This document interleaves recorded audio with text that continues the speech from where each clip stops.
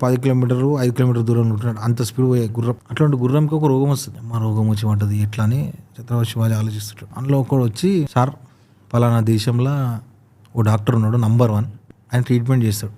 ఆ ట్రీట్మెంట్ చేసినా కానీ కాలేదనుకో నీ చేతులతో నువ్వు చంపేయాలి దాన్ని. సరే పిలిపి లేకపోతే లాస్ట్ ఆప్షన్ సరే అని చెప్పి గుర్రం నాడు మైదానంలో వదిలేసిపోతారు. అదే మైదానంలో ఒక మేక వస్తుంది.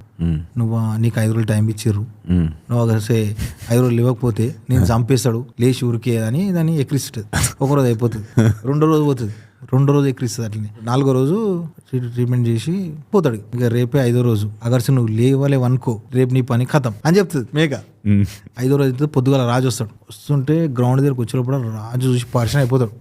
రాజు ఇక మురిసిపోతాడు, నీ అమ్మ నా గుర్రం జబ్బడస్ అయిపోయింది, సెట్ అయిపోయింది ఈ అమ్మని. రాజు సంతోషంలో ఏం చేస్తారు తెలుసా, మీ అందరికి ఈరోజు మేక కూసి దావతిస్తా అని చెప్తాడు. ఆడ ఉన్న మేక